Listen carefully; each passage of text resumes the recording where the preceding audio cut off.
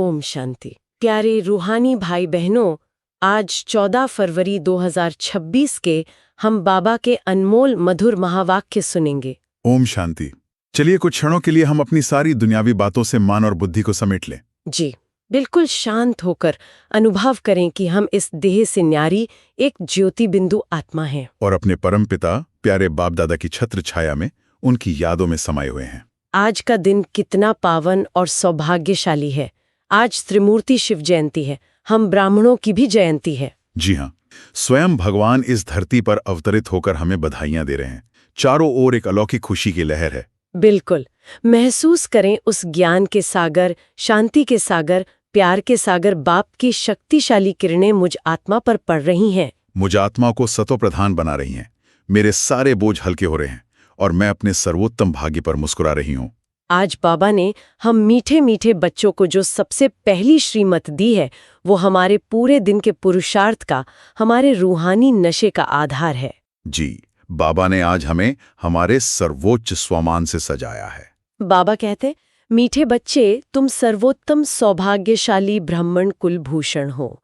तुम्हें स्वयं भगवान बधाइयां देते हैं। वाह वाह वाह वाह, स्वयं भगवान मतलब तीनों लोकों के मालिक हमें बधाइयां दे रहे हैं। इस एक वाक्य में कितना नशा और कितनी खुशी समाई हुई है। और बाबा सिर्फ हमें बच्चे नहीं कह रहे, बल्कि ब्राह्मण कुल भूषण कह रहे हैं। बिल्कुल, भूषण का अर्थ होता है गहना, शोभा या अलंकार। जी हाँ, हम इस श्रेष्ठ ब्राह्मण कुल के वो गहने हैं जिनसे इस कुल की शोभा है। मतलब हम देवताओं से भी ऊंचे हैं, क्योंकि हम ब्राह्मण ही फरिश्ते और फिर देवता बनते हैं, है ना? बिल्कुल, बाबा ने इस एक पंक्ति में हमारा परिचय, हमारा कर्तव्य और हमारी मंजिल सब कुछ स्पष्ट कर दिया है ना? आज सारा दिन बस इसी एक स्वमान को अपनी बुद्धि में टिका कर रखना है कि मैं वो आत्मा हूं जिसे स्वयं परमात्मा ने अपने कुल का भूषण बनाने के लिए चुना है। जब भी कोई साधारण संकल्प आए तो बस खुद को ये याद दिलाना है। जी, और देखिए, बाबा हमें मीठे बच्चे कहकर बुलाते हैं। वो हमें हमारी असली पहचान, हमारा आदि स्वरूप याद दिलाते हैं। हाँ, कि बच्चे, तुम आत्माएं तो हो ही मीठी, तुम्हारी ओरिजिनल क्वालिटी ही मिठास है, पवित्रता है, शांति है। बस जन जन्मांतर के चक्कर में उस पर थोड़ी मैल चढ़ गई है। वाह, तो बाबा आज हमें याद दिला रहे हैं कि इस मैल को उतारकर फिर से अपनी ओरिजिनल मिठास में स्थित हो जाओ। तो खुद से पूछें, क्या आज मेरे हर बोल से, हर कर्म से, मेरे चेहरे से वो ब्राह्मण कुल भूषण वाली रॉयल्टी और मिठास झलकेगी? जी, जब हम इस स्मृति में स्थित रहते हैं तो हमारे साधारण कर्म भी अलौकिक बन जाते हैं। जैसे खाना बनाना, ऑफिस का काम करना या किसी से बात करना, सब कुछ सेवा बन जाता है। क्योंकि हम जानते हैं कि हम किसके बच्चे हैं और हमारा कर्तव्य कितना श्रेष्ठ है। हर कर्म में दिव्यता समा जाती है। तो आज का हमारा फाउंडेशन है, मैं सर्वोत्तम सौभाग्यशाली आत्मा हूँ, मैं ब्राह्मण कुल का भूषण हूँ। और स्वयं परमात्मा मुझे देखकर हर्षित होते हैं और बधाइयां देते हैं। इसी नशे में आज का पूरा दिन बिताना है। जी हाँ, इसी स्वमान में स्थित होकर आगे बढ़ते हैं और बाबा से पूछते हैं कि बाबा, आज आप हमसे कौन सा रहस्य खोलना चाहते हैं? आज बाबा ने एक बहुत ही सुंदर प्रश्न पूछा है जो हमारे संगम युगी महत्व को स्पष्ट करता है। बाबा ने प्रश्न पूछा है, प्रश्न हाँ, बाप बच्चों को संगम पर ही सृष्टि का समाचार सुनाते हैं, सतयुग में नहीं, क्यों? एक क्षण के लिए रुककर इस गहरे प्रश्न पर चिंतन करें कि बाबा ये अद्भुत ज्ञान, सृष्टि के आदि मध्य अंत का रहस्य हमें सतयुग में क्यों नहीं सुनाते? क्यों इसी छोटे से संगम युग पर ही सुनाते हैं, जबकि सतयुग तो सबसे श्रेष्ठ युग है? कितना गहरा सवाल है, और इसका जवाब हमारे सौभाग्य को और भी बढ़ा देता है। इसका उत्तर भी बाबा बहुत प्यार से और स्पष्ट रूप से देते हैं। बाबा उत्तर देते हैं, उत्तर, क्योंकि सतयुग तो है ही आदि का समय। उस समय सारी सृष्टि का समाचार, अर्थात सृष्टि के आदि मध्य अंत का ज्ञान कैसे सुनाए? जब तक सर्किल रिपीट ही नहीं हुआ है, तब तक समाचार सुनाई कैसे सकते? संगम पर ही तुम बच्चे बाप द्वारा पूरा समाचार सुनते हो। तुम्हें ही ज्ञान का तीसरा नेत्र मिलता है। जी, बाबा कितनी सहज रीति से समझा रहे हैं। हाँ, कि समाचार तो उसी चीज का सुनाया जाता है जो घटना घट चुकी हो। बिल्कुल। सतयुग तो इस 5000 वर्ष के सृष्टि नाटक की शुरुआत है, पहला अंक है। तो उस समय तो पूरा नाटक अभी खेला ही नहीं गया है, तो उसका आदि मध्य अंत का समाचार कैसे सुना सकते हैं? जैसे कोई फिल्म जब शुरू होती है तो इंटरवल या क्लाइमेक्स की कहानी नहीं बता सकते। सही बात है। समाचार तो हमेशा पूरी घटना के बाद ही दिया जाता है। और ये 5000 वर्ष का चक्र संगम युग पर ही पूरा होता है, इसीलिए बाबा इसी समय आकर हमें पूरे चक्र का रहस्य सुनाते हैं। ये हमारा संगम युगी सौभाग्य है। और इस पूरे समाचार को, इस ड्रामा के रहस्य को समझने के लिए बाबा हमें एक विशेष सौगात देते हैं, ज्ञान का तीसरा नेत्र। ये कोई स्थूल आँख नहीं, बल्कि ये दिव्य बुद्धि का नेत्र है, जिससे हम आत्मा, परमात्मा और इस सृष्टि चक्र के तीनों कालों को स्पष्ट रूप से देख और समझ सकते हैं, है ना? तो ये ज्ञान मिलना, ये तीसरा नेत्र खुलना, ये भी हमारे संगम युगी ब्राह्मण जीवन के सौभाग्य की सबसे बड़ी निशानी है। सतयुगी देवताओं के पास भी ये ज्ञान नहीं होगा। उनके पास तो इस ज्ञान की प्रालब्ध होगी, अपार सुख और शांति होगी, लेकिन ये ज्ञान का तीसरा नेत्र, जैसे हम त्रिकालदर्शी बनते हैं, वो सिर्फ हमारे पास है। तो चलिए आज खुद से ये प्रश्न पूछें, क्या मैं अपने इस तीसरे नेत्र का पूरा उपयोग कर रही हूँ? क्या मैं हर परिस्थिति को, हर आत्मा को ड्रामा के ज्ञान से एक साक्षी होकर देख पा रही हूँ, या अभी भी पुरानी दो आंखों से, देह अभिमान से ही देख रही हूँ? ये ज्ञान का तीसरा नेत्र ही हमें त्रिकालवशी बनाता है। इससे हम अपने भूत, वर्तमान और भविष्य को स्पष्ट रूप से समझकर अपने वर्तमान के हर संकल्प और कर्म को श्रेष्ठ बना सकते हैं। और ये हमें जजमेंट करने से बचाता है और हर आत्मा के प्रति रहम और शुभ भावना रखने की शक्ति देता है। वाह! तो संगम युग पर मिला ये ज्ञान का तीसरा नेत्र हमारे लिए सबसे बड़ा वरदान है। चलिए अब बाबा के ज्ञान सागर में और गहरी डुबकी लगाते हैं। जी, और आज की मुख्य शिक्षाओं को धारण करते हैं। आज बाबा ने बाप दादा शब्द का बहुत ही प्यारा और गहरा रहस्य खोला है, जिसे हम रोज याद करते हैं। बाबा कहते हैं ये बाप दादा है। दादा को ग्रैंडफादर कहा जाता है। ये दादा तो हुआ जिस्मानी फादर। यहाँ तो वंडरफुल बात है, वो दादा है रूहानी और यह है जिस्मानी। इनको कहते हैं बाप दादा। बाप से दादा द्वारा वर्षा मिलता है, वर्षा है ग्रैंडफादर का। वाह, कितना वंडरफुल रहस्य है। हम कितना भाग्यशाली हैं कि हमें दो बाप का प्यार एक साथ मिलता है। शिव बाबा, जो हम सभी आत्माओं के रूहानी बाप हैं, हमारे पारलौकिक ग्रैंडफादर हैं। और प्रजापिता ब्रह्मा, जिनके साकार तन का आधार लेकर शिव बाबा हमें ज्ञान देते हैं, वो हमारे इस जन्म के अलौकिक दादा मतलब पिता हैं। जी, इसीलिए हम बाप दादा कहते हैं। निराकार बाप और साकार दादा का ये अद्भुत मिलन है। और बाबा स्पष्ट करते हैं कि वर्षा ग्रैंडफादर का होता है। हमें स्वर्ग का 21 जन्मों की बादशाही का वर्षा हमारे परमपिता परमात्मा ग्रैंडफादर शिव बाबा से मिलता है, ब्रह्मा दादा के द्वारा। ये कितनी ऊंची और प्यारी समझ है ना? ये संबंध इतना न्यारा और प्यारा है कि इसकी स्मृति मात्र से ही खुशी का अनुभव होता है। निराकार बाप हम बच्चों के लिए साकार तन का आधार लेते हैं, ताकि वे हमसे बात कर सकें, हमें पढ़ा सकें और अपना बना सकें। तो जब भी हम बाप दादा को याद करें तो इसी वंडरफुल संबंध की स्मृति में स्थित हो जाएं। जी बिल्कुल। इसके बाद बाबा अपनी भूमिका को और स्पष्ट करते हुए एक बहुत ही सुंदर उदाहरण देते हैं, जो हमारे पुरुषार्थ में बहुत मदद करता है। बाबा अपनी सबसे की जिम्मेदारी बताते हुए कहते हैं कि वे सबसे बड़े धोबी हैं। बाबा कहते हैं, मुझे निराकार कहते हैं जरूर, मुझे शरीर चाहिए तब तो बच्चों को राजयोग सिखाऊं अथवा मनुष्य से देवता, पतित से पावन बनने का मार्ग बताऊं, व मूत पलीथी कपड़ धोऊं। जरूर बड़ा धोबी होगा, सारे विश्व की आत्माएं और शरीर धोता है। ज्ञान और योग से तुम्हारी आत्माओं को धोया जाता है। वाह, कितना सुंदर और सहज उदाहरण है। बाबा कहते हैं कि मैं इस दुनिया का सबसे बड़ा धोबी हूँ।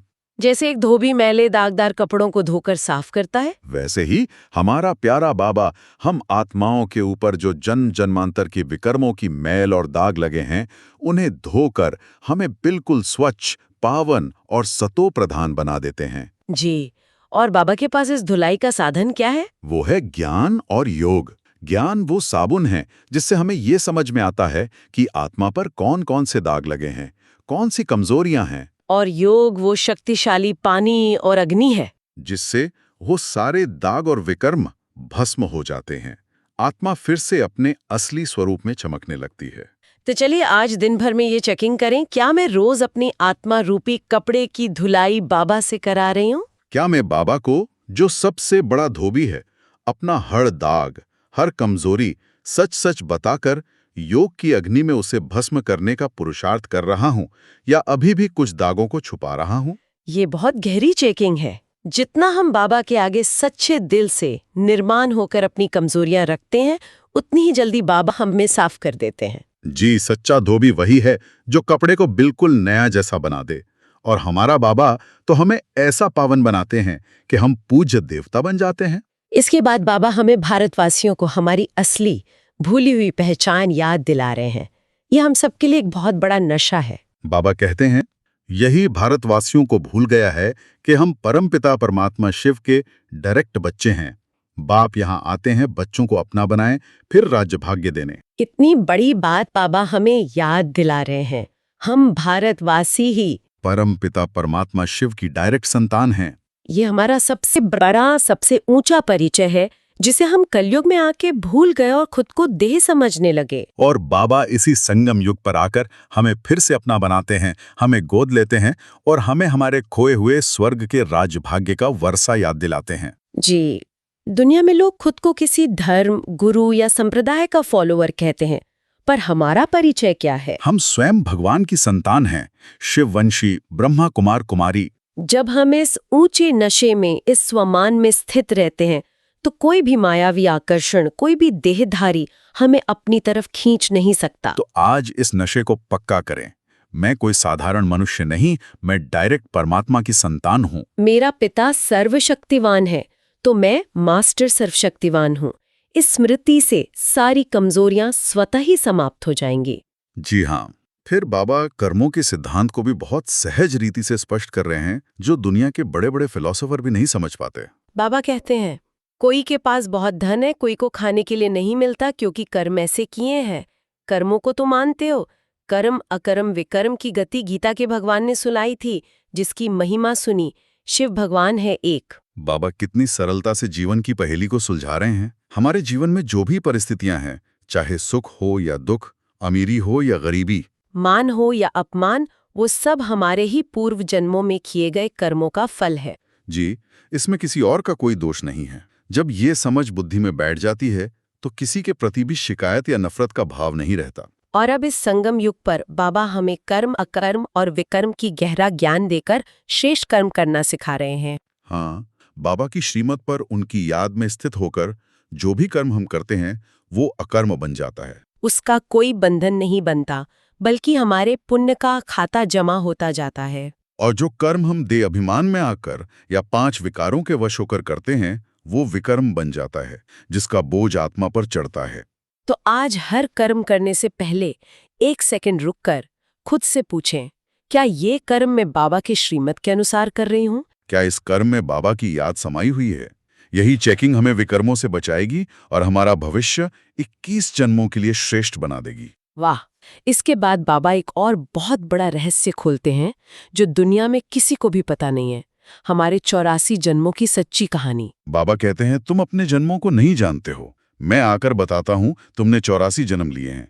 सतयुग में थोड़ी सुनाएंगे। जिस समय सृष्टि की आदि मध्य अंत हुई नहीं, तो उसका समाचार कैसे समझाएं? मैं आता हूं अंत में, कल्प के संगम युगे। बाबा आकर इस झूठी मान्यता को तोड़ते हैं कि आत्मा 84 लाख योनियों में जन्म लेती है। नहीं जी, बाबा कहते हैं, बच्चे, तुम मनुष्य आत्माओं ने इस 5000 वर्ष के चक्र में अधिकतम 84 जन्मों का पाठ बजाया है। तुम ही सतयुग में संपूर्ण पवित्र देवता थे और अब 84 जन्म लेते लेते पतित बने हो। और मैं तुम्हें फिर से पावन बनाने आया हूँ। ये ज्ञान हमें अपनी पूरी 5000 वर्ष की यात्रा का स्मरण कराता है, जब हम जानते हैं कि हम कौन थे, कितने श्रेष्ठ थे। और अब हमें फिर से क्या बनना है, तो पुरुषार्थ में एक नई तीव्रता और लगन आ जाती है। जी, हम अपने असली घर परमधाम और अपने असली राज्य सतयुग को याद करने लगते हैं और इस पुरानी दुनिया से वैराग्य स्वतः ही आ जाता है। बाबा हमें स्वदर्शन चक्र फिराकर त्रिकालदर्शी बना देते हैं। जी, और अंत में बाबा इस समय की गंभीरता की ओर भी हमारा ध्यान खिंचवा रहे हैं। बाबा कहते हैं, विनाश सामने खड़ा है। इनको कहा जाता है रुद्र ज्ञान यज्ञ। विनाश का साक्षात्कार तो बच्चों ने किया है। अब तुम सृष्टि चक्र का ज्ञान जान गए हो। तुम्हारे पास ज्ञान की तलवार, ज्ञान खड्ग है। बाबा हमें सावधान कर रहे हैं कि महाविनाश का समय अब बहुत नजदीक है। जी, ये जो ज्ञान यज्ञ शिव बाबा ने रचा है, इसे ही रुद्र ज्ञान यज्ञ कहा जाता है, जिससे पुरानी पतित दुनिया का विनाश होता है और नई पावन दुनिया की स्थापना होती है। ये कोई डरने की बात नहीं है, बल्कि ये परिवर्तन की निशानी है। बिल्कुल। और बाबा कहते हैं कि बच्चों, तुम्हें डरना नहीं है, मैंने तुम्हें ज्ञान की तलवार दी है। इस ज्ञान से और मेरी याद की शक्ति से तुम माया रावण पर सहज ही विजय प्राप्त कर सकते हो और आने वाले विनाश के समय में स्वयं को और दूसरों को भी सुरक्षित रख सकते हो। तो ये समय है अपनी योग की शक्ति को बढ़ाने का, अपनी याद की यात्रा को मजबूत करने का, ताकि हम स्वयं भी सेफ रहें और विश्व की अन्य आत्माएं को भी शांति और शक्ति के वाइब्रेशंस देकर उनकी सेवा कर सकें। ये ज्ञान की तलवार ही हमारी रक्षक है। तो आज की इस गहरी ज्ञान चर्चा से चलिए अब हम अपने लिए धारणा के मुख्य बिंदुओं को निकालते हैं। आज की ज्ञान चर्चा से धारणा के लिए मुख्य सार है। पहला पॉइंट, देवताओं से भी ऊंच हम सर्वोत्तम ब्राह्मण हैं। इस रूहानी नशे में रहना है। ज्ञान और योग से आत्मा को स्वच्छ बनाना है।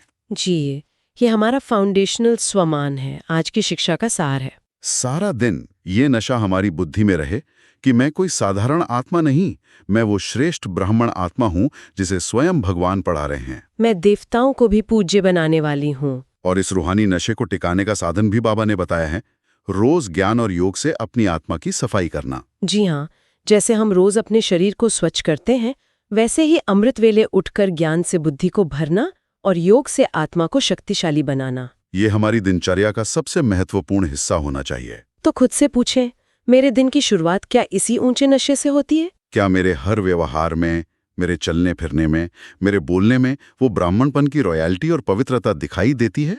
और धारणा के लिए दूसरा पॉइंट है, सबको शिव बाबा के अवतरण की बधाइयां देनी है।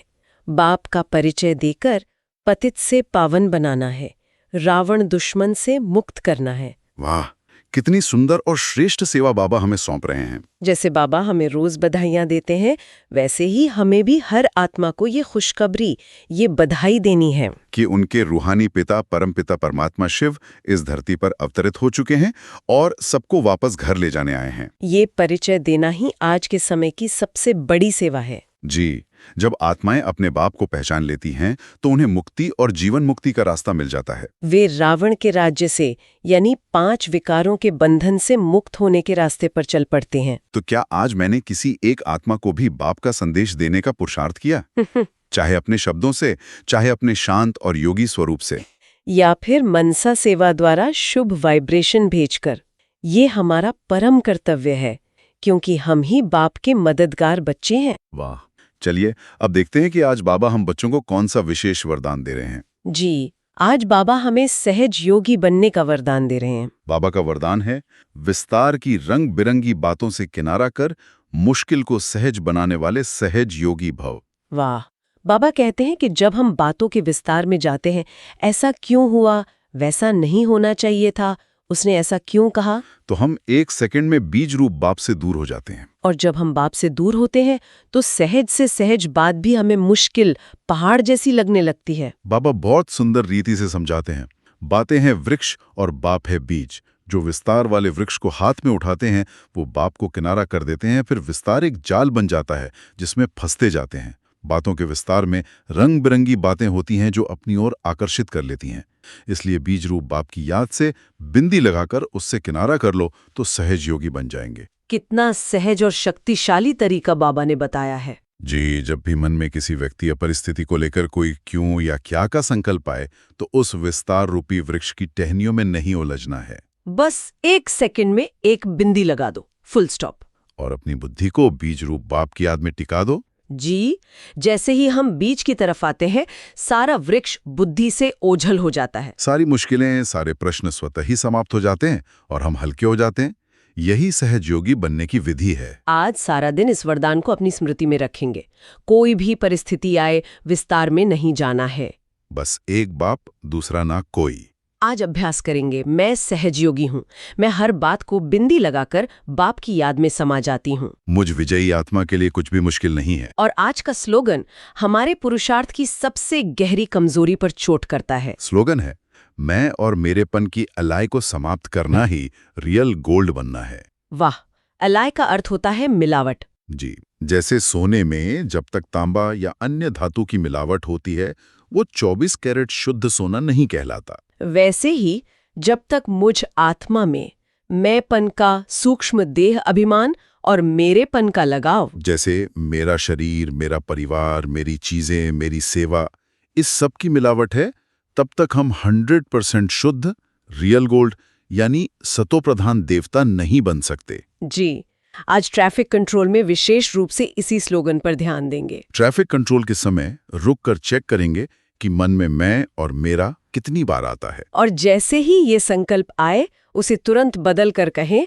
बाबा सब कुछ आपका है, मैं भी आपका, मेरा सब कुछ आपका। ये स्लोगन देह अभिमान को मिटाने की और संपूर्ण समर्पण की सबसे अच्छी चाबी है। जी, जितना मैं और मेरा मिटता जाएगा, उतना हम हल्के होते जाएंगे और रियल गोल्ड बनते जाएंगे। जी, अब हम बाप दादा के मधुर अव्यक्त इशारों को सुनेंगे और धारण करेंगे। आज बाप दादा हम बच्चों को सेवा में सफलता प्राप्त करने का बहुत सुंदर अव्यक्त इशारा दे रहे हैं कि विशेषता द्वारा सफलता संपन्न बनो। कितना महत्वपूर्ण और समय प्रमाण इशारा है। जी, बाबा हमें बता रहे हैं कि ब्राह्मण परिवार में या सेवा में सफलता तब मिलती है जब सभी ब्राह्मण आत्माओं के मन और बुद्धि में एकता का सूत्र हो, जब एक दूसरे पर और सबसे बढ़कर एक बाप पर 100% निश्चय और विश्वास हो। जी हाँ, बाबा आगे समझाते हैं, अभी सभी मिलकर एकमत हो, सेवा के कोई भी कार्य को धूमधाम से आगे बढ़ाओ। हर ब्राह्मण आत्मा के सहयोग से,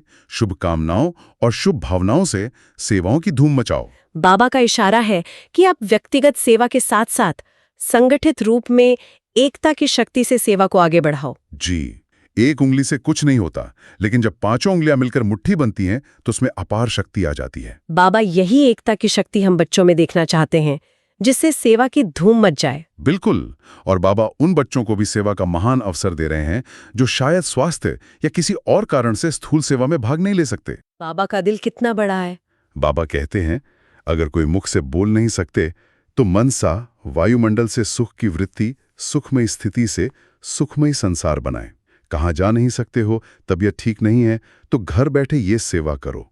सेवा में सहयोगी जरूर बनो, तब सर्व के सहयोग से सुखमय संसार बनेगा। वाह, बाबा किसी भी बच्चे को सेवा के पुण्य से वंचित नहीं रखना चाहते। मनसा सेवा को तो बाबा सबसे श्रेष्ठ सेवा कहते हैं। हम घर बैठे भी एक स्थान पर स्थित होकर अपनी शुभ भावनाओं और शुभ कामनाओं के वाइब्रेशन से विश्व के वायुमंडल का परिवर्तन कर सकते हैं। जी, दुखी और अशांत आत्माओं को शांति और शक्ति की किरणें भेज सकते हैं। तो आज हम सब मिलकर एकता के सूत्र में बंध कर मनसा सेवा करने का संकल्प लेते हैं। विशेष समय निकालकर विश्व की सभी आत्माओं को, प्रकृति को, पांचों तत्वों को शांति और शक्ति के वाइब्रेशंस भेजें। यही सच्ची विश्व सेवा है। चलिए अब कुछ पल के लिए हम आज की सारी शिक्षाओं को स्वरूप में लाने के लिए गहराई से स्वमान का अभ्यास करते हैं। अपनी आंखें बहुत प्यार से बंद कर लें और अपनी बुद्धि को सब तरफ से हटाकर मेरे साथ इन स्वमानों का अनुभव करें। पहला स्वमान, मैं सर्वोत्तम सौभाग्यशाली ब्राह्मण कुलभूषण आत्मा हूँ। महसूस करें, स्वयं भगवान की नजरें मुझ पर हैं। वो मुझे देखकर मुस्कुरा रहे हैं, मुझे बधाइयां दे रहे हैं। कह रहे हैं, वाह बच्चे, तुम मेरे कुल के दीपक हो।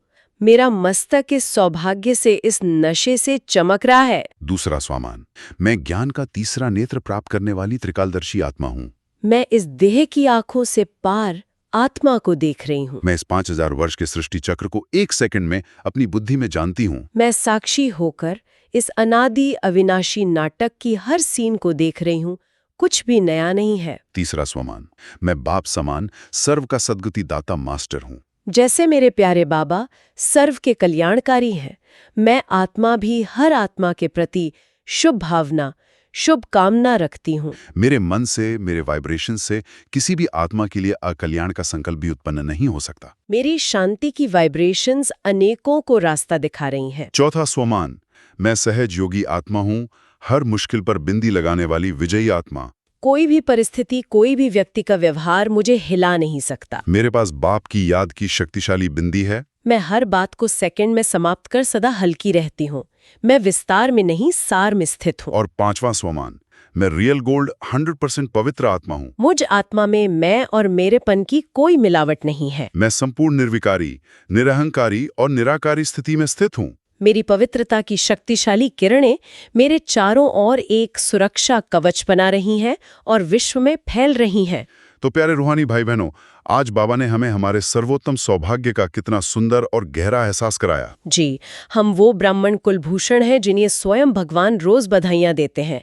इस नशे से बड़ा और कोई नशा दुनिया में हो नहीं सकता। जी हाँ, और इस सौभाग्य को अपने जीवन में प्रैक्टिकल में लाने के लिए बाबा ने हमें विधि भी बताई। हमें बातों के विस्तार में न जाकर बीज रूप बाप की याद में स्थित होकर सहज योगी बनना है। और मैं और मेरेपन की सूक्ष्म मिलावट को भी समाप्त कर 100% रियल गोल्ड बनना है। आज का पूरा दिन इसी ऊंचे स्वमान, धारणा के पॉइंट्स और वरदान की रोशनी में बिताएं। और एकता के सूत्र में बंधकर एकमत होकर मनसा सेवा द्वारा विश्व को सुख और शांति की किरणें दें। बाबा के इन अनमोल महावाक्यों की गहराई और इनके व्यवहारिक स्वरूप को हर रोज अनुभव करके अपने पुरुषार्थ को तीव्र बनाने के लिए आप इस चैनल को सब्सक्राइब कर सकते हैं, ताकि रोजाना बाबा की मीठी श्रीमत आप तक पहुंचती रहे और आपकी याद की यात्रा सहज बनती रहे। अच्छा, ओम शांति।